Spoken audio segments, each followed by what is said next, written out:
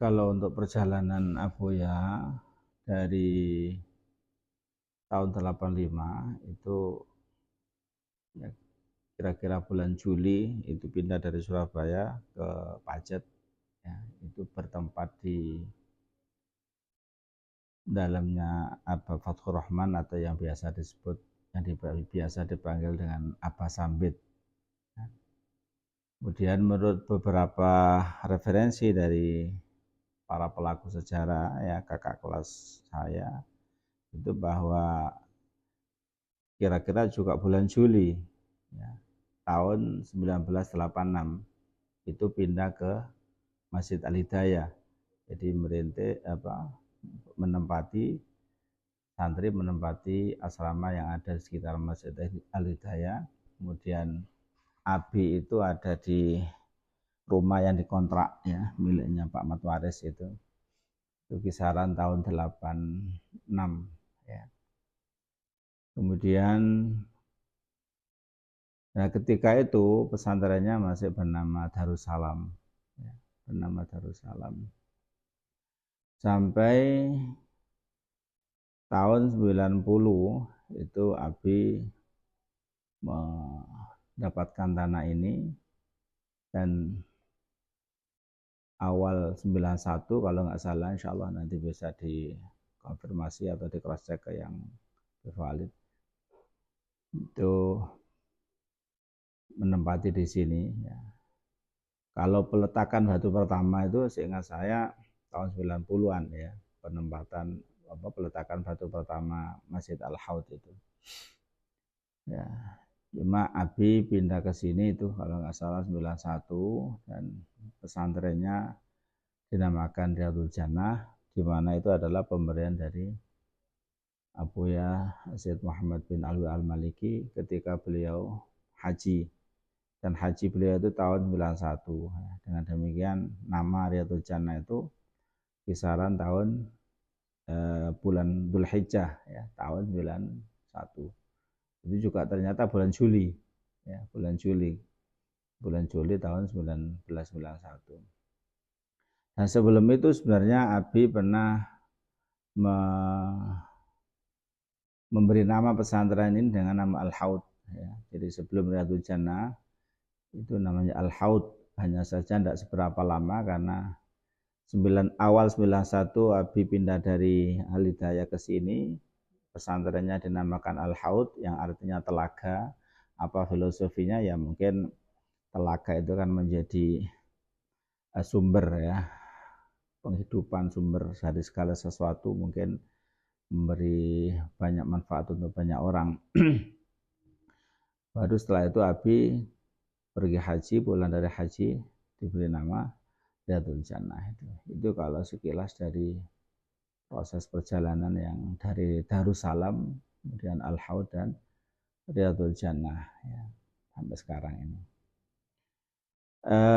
Kalau terkait dengan karakter, ya, karakter pesantren, memang Abi itu pertama ingin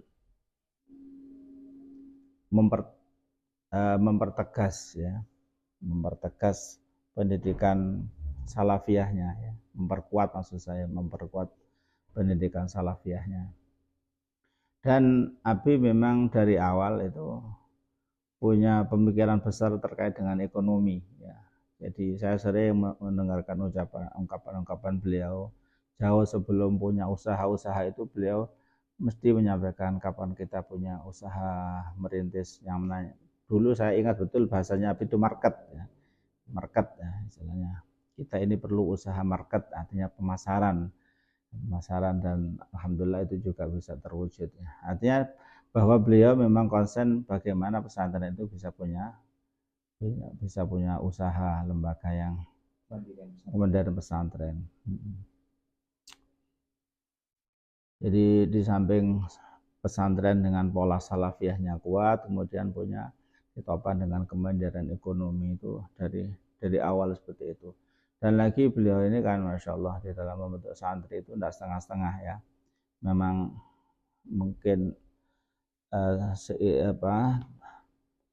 sejalan dengan hadis Rasulullah bahwa innallaha yuhibbu idza amila ahadukum amalan ayutqinah, bahwa Allah itu senang kalau seseorang itu melakukan sesuatu dengan mutqin, dengan profesional, dengan detail, dengan sungguh-sungguh, dan itu diterapkan betul oleh Abuya baik dalam aspek membentuk santri, dalam ngajinya ya, karakter akhlaknya, ubudiyahnya, beliau sendiri mengawal ya, mengawal insyaallah.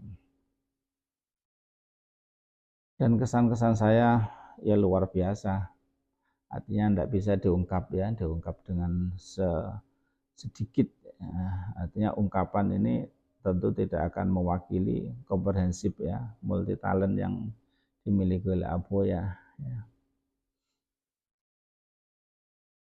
Karena dalam semua sisi bisa kami katakan sempurna Abuya, dari sosok sebagai murabbi, pendidik, betul-betul mengawal santri sampai menjadi orang yang sukses ya, bima istafada itunya, dengan sesuai dengan apa yang dia perjuangkan ketika pesantren ya, dan nanti kiprahnya di masyarakat itu benar-benar dikawal, bahkan sampai mulai dari rumah tangga ya, itu juga terus dikawal. Kan melihat biografinya Abuya niku dari Demak lalu ke Peloso, lalu memilih Pacet niku karena apa Ustaz, kalau misalkan memilih Pacet sebagai ladang dakwah berikutnya? Iya, itu sebatas yang saya dengar dan saya informasi yang masuk ya, itu yang awalnya itu memang bertemu dengan beberapa tokoh dari masyarakat Pacet ya. Jadi Abuya bertemu dengan beberapa tokoh dari Pacet ya, diantaranya Abah Sambit itu yang kemudian atau biasa nama Abah Fathur ya, atau biasa dipanggil Abah Sambit itu. Kemudian ada tawaran untuk ke Pacet. Lah, sebelum ke Pacet Abi itu sudah memang melihat secara geografis ya, bagaimana Pacet, baik secara ideologisnya seperti apa. Ternyata Pacet kan menjadi basis, salah satu basis kristenisasi. Hal itu terwujud di mana pintu masuk dari arah Malang itu di sana ada gereja. Itulah yang menjadi motivasi tersendiri bagi Abuya untuk pindah ke Pacet gitu. Itu yang sebatas yang saya tahu. Yang jelas belum semasif seperti sekarang Islamnya. Oh jelas. Penolakan pasti banyak. Iya, jadi sering diungkap oleh Abuya bahwa ketika itu orang Kristen sudah 12.000 kalau nggak salah ya, ketika itu sudah 12.000, sementara masjid masih sedikit ya, masjid berapa saja, sekarang sudah alhamdulillah sudah hampir lebih dari 80-an sekarang masjid itu ya. Ya, dan itu ya sudah barang tentu, di mana ada perjuangan, di mana ada ulama, itu pasti ada orang-orang yang tidak sepaham, tidak sepakat itu. Sebagaimana Al-Quran kan juga menyampaikan, di mana setiap ada nabi pasti Allah juga mendatangkan musuh ya, sebagaimana Nabi Musa berhadapan dengan Fir'aun ya. Kemudian, dan itu ayatnya gimana? Mungkin untuk Ustaz lebih mendalamnya lagi, kalau misalkan ada perintah Abuya untuk perubahan nama Riyadhul Jannah, mungkin sedikit historinya bisa dijelaskan. Maksudnya? Perintah dari nama Darussalam, lalu ada perintah dari Abuya menjadi Riyadhul Jannah, itu seperti apa? Sebenarnya dari Darussalam itu tidak langsung Riyadhul Jannah, tapi Al-Haud ya, ada nama Al-Haud, dan itu saya menyatakan ini sahih ya, valid, akurat, karena saya sendiri pelaku, di mana beliau ketika awal ya pindah ke pondok yang di Jalan Hayam Wuru ini, itu menyusun buku pedoman pesantren, itu saya yang mengetik dan juga membuat cover ya. Dulu belum ada mesin ketik, itu rugos, tahu rugos ya. Jadi angka-angka yang ada di plastik itu mudah digosok untuk menyusun merangkai sebuah kalimat rugos dulu Pak. Itu al-haud ya. Itu tadi tidak lama tapi setelah itu haji itu kemudian kuntu dari haji mendapat nama dari Aboya itu. Itu kalau perpindahannya. Apakah menjadi apa yang memilih pacet itu juga enggak atas perintah Abu Yazid Muhammad kira-kira? Saya belum pernah dengar kalau itu. Ya, sepanjang saya dengar ya, itu yang jelas secara eksplisit mendapat amanah dari Boya Maliki itu adalah ke Palembang sama ke Surabaya. Gitu ya. Kalau ke Pacet ini memang awalnya itu bertemu dengan tokoh-tokoh Pacet dan mendapatkan tawaran gitu, kemudian ya sudah para tentu Aboya mempelajari dari berbagai aspek ya, termasuk membaca situasi geografi, situasi keagamaan yang ada di Pacet, dan juga saya yakin juga berangkat dari istikharah ya, dan itu tidak akan terlepas ya. Cuma kalau instruksi langsung saya belum pernah dengar ya. Artinya nggak pernah dengar dari Aboya atau dari yang pihak-pihak yang lain. Gitu. Ini sebatas yang saya tahu lah ya, sebatas yang saya tahu. Tadi perihal karakter pesantren, balik hadisnya. Karakter pesantren itu dari dulu memang Abuya itu fokus di salaf. Nopo memang ada dari awal pendirian dari Darussalam ke Riyadul Jannah itu memang sudah ada sinar bahwasanya Abuya itu pengen memadukan antara pendidikan formal atau memang plek murni salaf. Kalau dalam pemahaman saya, Aboya dulu tuh lebih ada kecenderungan untuk salaf murni, ya, dan itu memang beliau sering menyampaikan bahwa pesantren itu adalah lembaga untuk tafakuh fiddin, ya, mengkader ulama, bukan pesantren itu menjadi rehabilitasi ya. Dan ini juga hal yang sudah sangat saya dengar mulai awal pertama. Ya, di samping bagaimana pesantren itu benar-benar mengkader ulama, maka Abi sampai nomor 2, para santri itu punya kemandirian ekonomi ya, dari ekonomi, sehingga ungkapan Abi lebih senang santrinya menjadi penjual bakso daripada menjadi manajer di sebuah perusahaan. Itu sudah dari awal dulu saya dengar ya. Kemudian dan banyak kalangan yang memberi masukan kepada Aboya untuk mendirikan sekolah sebenarnya. Pak Aboya masih concern bagaimana membentuk lembaga pesantren yang salafiyah ya. Tapi ternyata ya, maksudnya salafiyah yang murni ya. Tapi ternyata zaman berubah sehingga tuntutan untuk membuat sekolah itu menjadi sebuah keniscayaan, dan dengan berat hati akhirnya Aboya membuat sekolah ini. Jadi mungkin ya akhafudz dzararan lah ya. Jadi kalau tidak ada sekolah juga orang tua sekarang motivasi memondokkan anak itu tidak pure untuk menjadikan anaknya itu seorang yang ahli agama, tetapi mereka juga masih menginginkan bagaimana anaknya di samping ngaji juga punya ijazah, dan itu yang menjadi motivasi rata-rata, sehingga yang dicari adalah pesantren yang ada sekolahannya. Nah, dari situlah akhirnya Aboya menerima masukan-masukan dari beberapa pihak untuk mendirikan sekolah ya. Dengan berat hati Aboya mendirikan sekolah itu sebenarnya. Nah, maka ini yang juga harus dijaga, bagaimana roh pesantren ya ini tidak sampai mengalami degradasi ya, mengalami kemerosotan. Roh pesantren terkalahkan oleh pola-pola yang notabene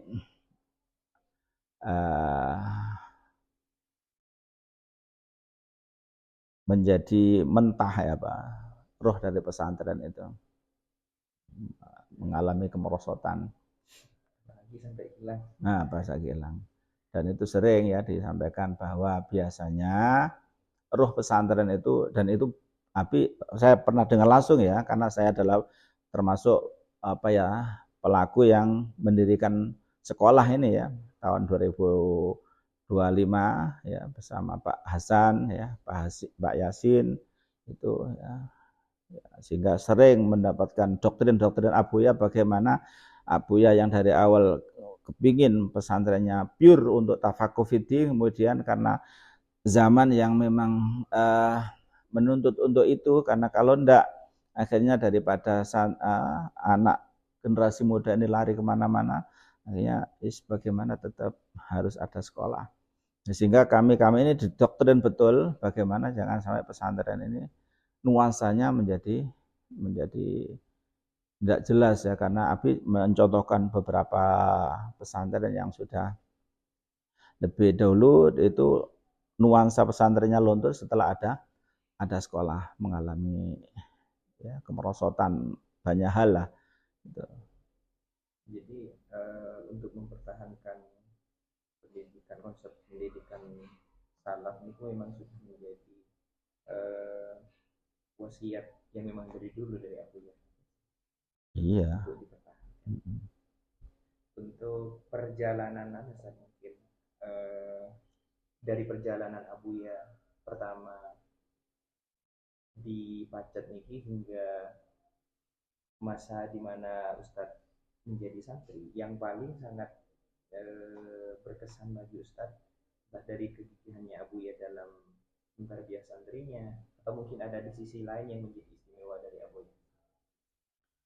Jadi kalau ditanya kesan-kesan, menurut saya sosok Abuya itu sosok yang sempurna, ya, sosok yang sempurna dari semua dimensi, artinya semua aspeknya. Dari sisi keagamaan kita tidak meragukan bagaimana keilmuan Abuya. Ya. Dari sisi intelektualitas orang yang sangat jenius. Ya. Walhasil Abuya itu multi talent ya, sehingga tidak bisa saya mengungkapkan satu dua kesan. Semuanya menurut saya sangat berkesan, sangat berkesan. Bahkan ya sesuatu yang dalam pandangan orang mungkin negatif, tetapi ternyata itu menjadi kesan yang sangat luar biasa. Contoh bagaimana Abi mentarbiyah anak dengan ya Allah menggigit, ya, menjewer. Itu ketika itu bisa jadi subjektivitas itu kok seperti ini, tetapi seiring berjalannya waktu baru merasakan, ternyata itulah salah satu kunci keberhasilan yang dirasakan oleh para alumni yang saat ini sudah berkiprah di masyarakat. Nah, itu sehingga semakin tua itu semakin merasakan betapa kesan luar biasa yang ditampilkan oleh sosok Abuya, sosok Abuya. Ya, banyak ucapan-ucapan Abuya yang terbukti, banyak pola-pola pendidikan yang diterapkan oleh Abuya yang menjadi modal yang sangat besar di masyarakat. Artinya kalau disuruh satu dua itu terlalu parsial ya. Menurut saya sangat komprehensif dan multi talent ya sosok Abuya. Ini zahiran wa batinan, saya bukan sekedar ngecap ya. Ngecap.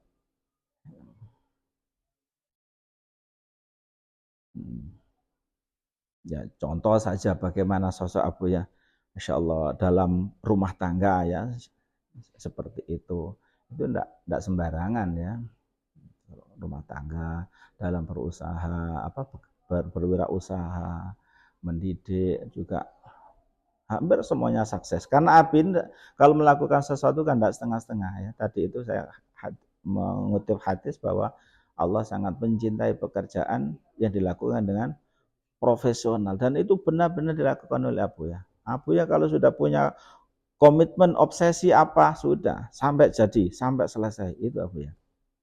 Ya. Kalau melihat dari story yang telah yang utarakan dari tadi, sosok Abuya itu nggak bisa diragukan lagi soal kemandirian. Yang jelas kegigihan beliau juga nggak bisa diragukan. Nah, dalam pembangunan misalnya pembangunan pesantren secara bangunan gitu.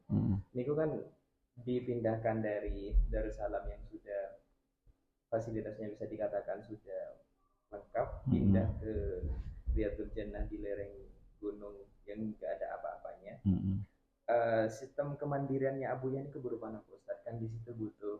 Kita nggak bicara soal ini dari Allah SWT. Usaha-usaha Abuya pertama itu apa?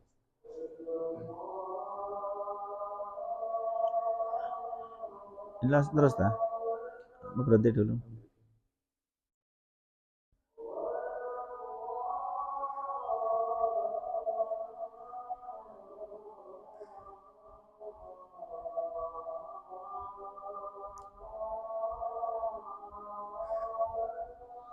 Allahu Akbar, Allahu Akbar.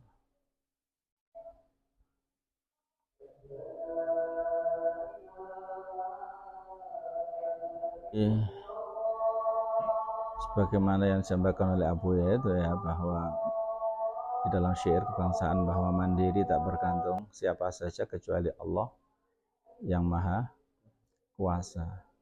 Dan itu memang saya rasakan betul ya. Saya rasakan betul bagaimana ketika Abuya Syed Muhammad bin Alwi Al-Maliki mengutus supaya pindah dari tempat yang semula ya, yang di kampung itu untuk mencari tempat. Itu salah satu bentuk kemandirian Abuya bahwa tidak bergantung siapa saja kecuali pada Allah. Itu salah satunya diwujudkan dengan santri dikerahkan untuk ya meningkatkan spiritualitas ya. Diajak baca ini setiap malam, diajak membaca Nariyah sebanyak 4.444 kali. Jadi itu dengan cara santri dia seperti yang sekarang ini wirid ya, melingkar gitu, kemudian dibagikan jagung. Dulu itu di Masjid Al-Hidayah sana, jagung sebanyak 4.444 kali, dan itu setiap malam. Di samping kadang juga diajak manakibannya dipimpin langsung oleh Abuya. Ya, kadang Abuya sendiri ya baca manakib, kemudian ketika doa bareng-bareng. Itu salah satu bentuk kemandirian ya. Adapun nanti dari mana Allah memberikan jalan itu yang saya tidak tahu ya, tidak tahu. Ya.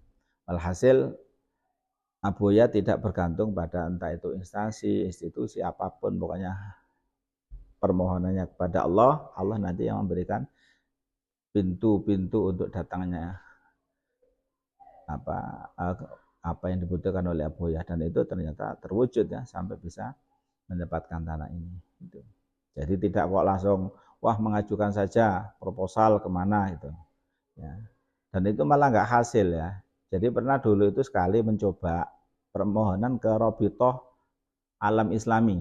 Jadi ada Robitoh Alam Islami itu pernah berkunjung ke sini, dan kata Buya karena mendapatkan beliaunya kunjungan ke sini udah menawarkan supaya bikin permohonan lah begitu ya. Ya mungkin untuk idkhalus surur atau untuk apa ya, jalbul khotir ya, akhirnya bikin proposal. Nah, bikin proposal ternyata juga nggak ada hasilnya apa-apa gitu. Jadi kalau wujudnya apa saya kurang tahu ya, usaha-usaha mungkin Abi kan Masya Allah tanpa sepengetahuan kita usahanya cukup banyak ya. Jadi tidak terikat oleh institusi, tidak terikat oleh lembaga baik swasta maupun pemerintah. Walhasil memang bersandarnya pada Allah, nanti terserah Allah akan memberikan jalan. Itu nyata dalam bentuk tirakat ya, wirid yang terus diterapkan kepada para santri dengan baca Nariyah di samping wirid-wirid yang bisa berjalan itu ditambah Nariyah sebanyak 4.444 itu setiap malam sampai beliau berhasil membeli tanah ini, pindah ke sini. Baru setelah itu berhenti. Peletakan batu pertama itu enggak langsung bangun masjid. Bangun masjid pertama. Iya, peletakan pertama itu masjid. Cuma di sebelah utara itu memang sudah ada rumah, tapi rumah lama. Rumah tinggalan Belanda itu yang direhab. Direhab itu temboknya dibelur lagi gitu saja, kemudian beberapa ruangan yang disesuaikan. Tapi untuk secara resmi peletakan batu pertama yang mengundang beberapa tokoh ya, baik tokoh masyarakat maupun tokoh pemerintah, itu peletakan batu pertama Masjid Al-Haud ini. Nah, malah bahkan sempat dibentuk dulu kepanitiaannya itu diantaranya ini dulu almarhum Abah Fauzi Zarkashi ya, itu tokoh-tokoh yang beken yang ada di ini Pak Soleh Al-Jufri pemilik Susin ya, dan banyak itu diantaranya dulu kepanitiaan yang pernah dibentuk untuk mengawali peletakan batu pertama itu. Untuk yang sudah tercover sama sejarah itu pas waktu yang sering beliau ceritakan juga di Surabaya, beliau kan pernah menjadi karyawan dari sebuah perusahaan yang itu bukan karyawan, salah itu kalau karyawan. Yang kerja di apa Umar? Bukan karyawan, justru Abi itu apa istilahnya musyarakah itu loh ya. Jadi kerjasama ada, iya bukan karyawan apa. Jadi Abah Umar punya usaha, ya Abi juga invest modal, kemudian bareng-bareng melakukan banyak dari alumni yang berpersepsi Abuyen itu istilahnya mereka itu meringankan istilah karyawan karena dulu pernah Abuyen menjadi profesi di situ. Mungkin nanti ini menjadi jawaban bagi teman-teman juga. Gimana maksudnya? Teman-teman alumni itu banyak yang memahami bahwasanya dulu Abuyen itu pernah menjadi profesi di karyawan. Sehingga teman-teman itu yang awalnya memiliki prinsip bos karena mungkin ada terkendala modal misalkan, sehingga mindset teman-teman itu nggak apa-apa kita daripada kita bingung ya kita jadi karyawan dulu. Dulu Abu ya pernah di profesi ini. Justru saya kalau kalimat atau ungkapan bahwa Abi pernah menjadi karyawan itu baru sekarang dari kamu ini. Sebelumnya nggak pernah dengar. Yang ada itu malah Abi ya jadi bersama-sama mengelola usaha yang sudah dimiliki oleh Abah Umar itu, jadi dibesarkan bahkan sudah mencapai ekspor waktu itu. Tapi semakin lama semakin besar dan menguras konsentrasi, sehingga ya itu kan konsekuensi bisnis ya. Kalau bisnis terlalu fokus ke sana kan otomatis mengurangi waktu-waktu untuk mengaji, dan itu yang akhirnya ditegur oleh Umi bahwa apa gunanya alumni Mekah tapi akhirnya hanya menjadi seorang pengusaha tanpa ngaji, dan akhirnya itu ditinggalkan untuk bisa kembali fokus istiqomah ngaji itu. Oh, berarti yang dipacet itu usaha dari Abuyen itu belum istilahnya belum diketahui sama santri-santri. Belum ya, apalagi saya kan masih kecil ketika itu ya. Jadi apa yang dilakukan oleh Buya yang jelas yang saya dengar dulu itu Umi kan ya, walaupun bolehlah Umi merendah orang biasa, tetapi kan apa istilahnya ketika itu petani tambak itu sudah menjadi rahasia umum bahwa rata-rata petani tambak itu orang-orang sukses ya, dan Umi kan juga punya lahan tambak yang cukup. Situ Khadijah. Setelah pembangunan pendirian pendidikan umum formal di 2025, ini eksistensi Abuyah di dalam memadukan kurikulum ini 2005 iya 2005 eksistensinya Abuyah dalam mengawal supaya manhaj awal itu enggak kegeser sama pendidikan formal. Apa membagi jadwal secara proporsional atau imbang atau enggak ya, yang walhasil yang sering ditekankan hanya doktrin terus didoktrin gitu saja ya. Kalau urusan jam itu kan walhasil tidak merubah jam-jam prinsip yang sudah ada di pesantren ya. Jadi yang prinsip itu diantaranya diniyah, itu juga di dalam brosur itu mesti ya tiga waktu yang tidak boleh ditinggalkan, habis maghrib diniyah, habis subuh, kemudian satunya itu habis asar. Nah, itu tidak boleh ditinggalkan. Artinya di luar itu bisa digunakan untuk sekolah ya, untuk sekolah. Jadi kalau jam dan pernah sekolah pagi juga pernah, ternyata kurang akhirnya diganti ke setelah zuhur kalau untuk jam. Ya hasil hanya prinsip saja. Di antaranya termasuk ini penggunaan seragam ya sampai Abuya. Masya Allah saya pernah awal-awal mendirikan sekolah itu guru-guru saya suruh ini pakai seragam coklat ala pegawai negeri itu. Nah, itu ternyata Abi marah ya. Abi duko tidak kerso dengan akhirnya baju itu langsung artinya begitu waspadaan Nabi jangan sampai terkontaminasi oleh ya bukan terkontaminasi mengalami pergeseran lah ya. Jadi sampai warna seragam saja Abi tidak mau sampai seperti pegawai negeri akhirnya. Bahkan sudah ini ya akhir-akhir ini Masya Allah Abu ya berpesan kepada pengelola sekolahan itu untuk guru dalam pakai sarung, baju putih pakai sarung. Adapun guru yang dari luar silakan pakai baju seragam. Ini kan bentuk antisipasinya Abu ya untuk menjaga roh dari pesantren itu.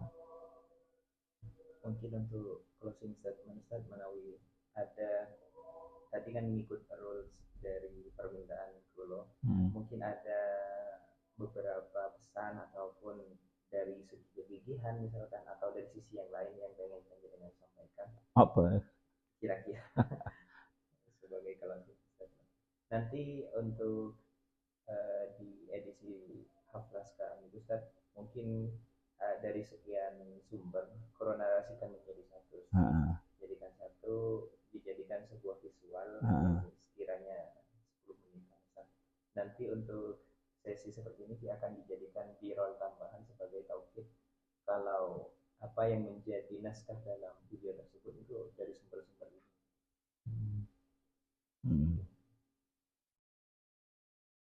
Enggak ada sekolah statement.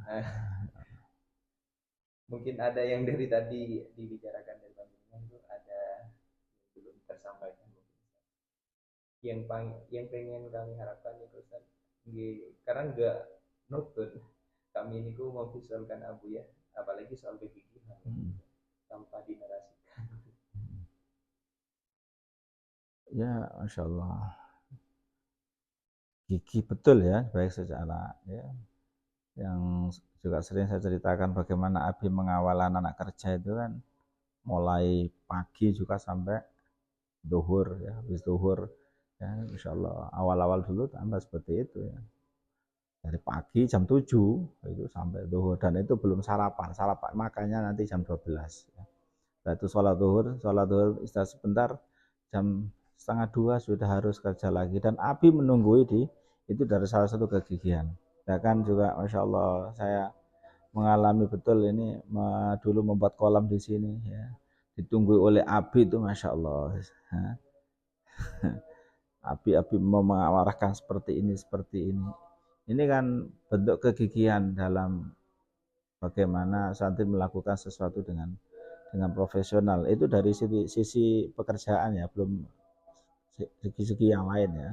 Dan ketika karakter seperti itu kan artinya karakter yang memang ketika melakukan sesuatu secara mutqin itu kan biasanya tidak hanya dalam satu sisi atau satu aspek saja, dalam melakukan segala hal pun juga akhirnya pasti seperti itu ya, pasti secara profesional ya. Dan Abu Yani itu dimanapun kita mendengarkan cerita Abu Yani memang keras tapi perhatian pada santrinya itu sungguh luar biasa. Iya. Jadi mungkin dulu kan sebelum banyak serame 2005-an mungkin santrinya awal-awalnya mungkin pada waktu panjenengan masuk Riyatul Jannah Darussalam. Niku pripun bentuk perhatian dan harmonisnya Abu ya sama santrinya di balik kerasnya Abu ya seperti ini. Oh iya. Ya, Masya Allah. Malah awal-awal dulu itu Abi itu sering juga makan bareng satu nampan dengan beberapa para senior ya. Jadi juga bercengkrama. Bahkan dulu Masya Allah santri-santri yang selitin dengan saya itu hampir setiap sore itu sering diajak dipanggil ke dalam ya. Abi beserta zaujat itu ada di atas, kami ada di bawah hanya untuk menikmati makanan-makanan ringan.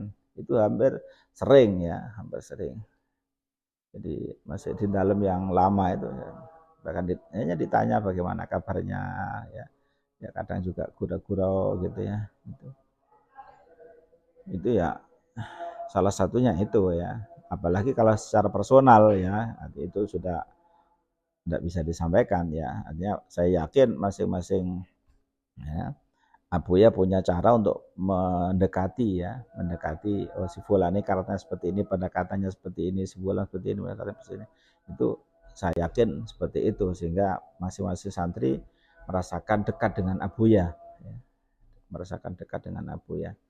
Cuma yang secara bersama itu, masya Allah itu tadi kadang makan itu bareng-bareng Nabi mendampingi di situ, bahkan sore hari diajak ngumpul di situ di dalam ya, makan kacang atau apa itu. Jadi balik sosok yang tegasnya Abu ya.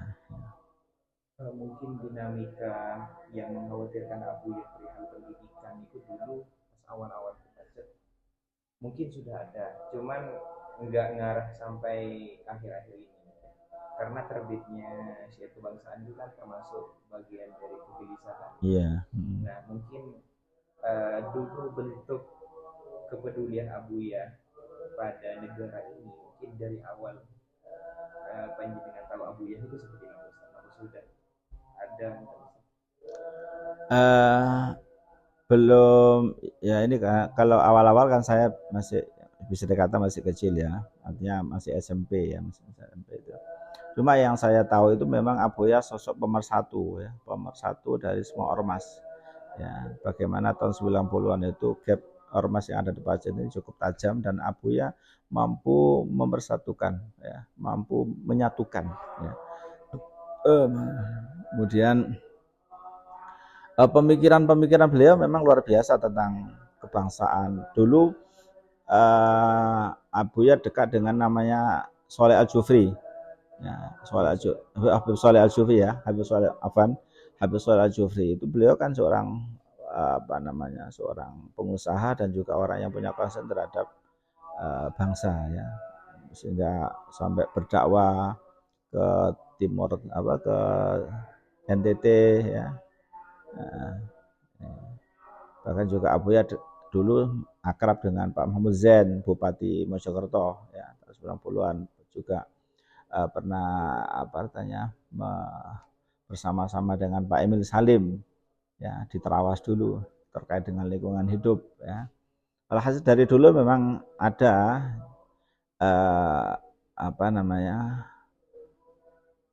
perhatian Abuya terhadap bangsa lah ya, terhadap bangsa.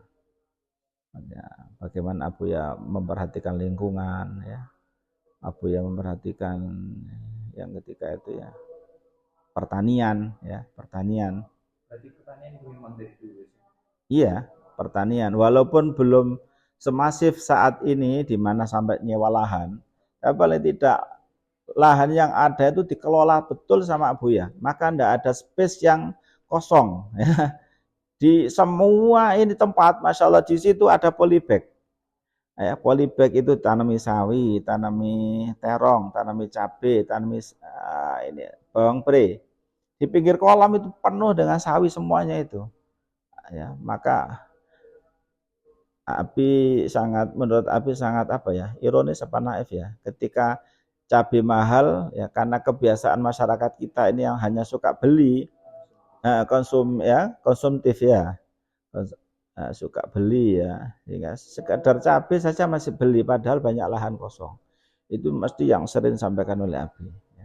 Padahal ketika mau menanam ya di polybag, 2 polybag saja ketika tumbuh dengan subur kemudian berbuah banyak sudah, kalau hanya untuk satu keluarga sudah cukup, maka tidak akan ada gejolak cabai mahal ya.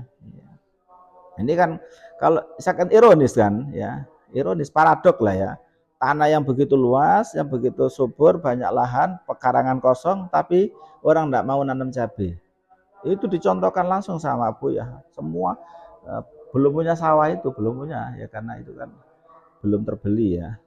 Ya di kolam-kolam ini insya Allah. Ya, alhasil sudah mengarah ke sana. Sampai bikin kolam ini kan ya. Itu kalau nggak ada naluri, nggak ada apa istilahnya ya, pemikiran yang jauh terkait dengan kemandirian ekonomi ya, tentu tidak bikin seperti itu. Dan ini ternyata kan menjadi contoh yang luar biasa ya. Salah satu alumni kita atau beberapa alumni yang sudah terjun di masyarakat kan akhirnya mengkopas apa yang dilakukan Aboya ya. Di tempatnya sana ada empang, ada tanaman-tanaman dan ternyata manfaat. Nah, baru setelah akhir-akhir ini sudah semakin banyak orang-orang ahli di bidangnya bertemu dengan Abi, akhirnya semakin masif terkait dengan pertanian itu. Ya. Bahkan Abi pernah ternak kambing dulu tuh ya. Jadi di tempatnya Ustadz Rafiq itu dulu kandang kambing. Ya.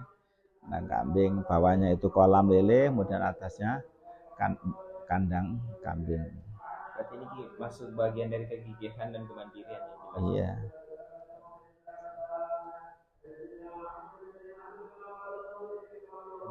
Mungkin di awal nanti kalau resume insyaallah segera kalau ya atau gini aja nanti kalau apa kamu punya pemikiran apa itu terus barangkali minta saya voice itu.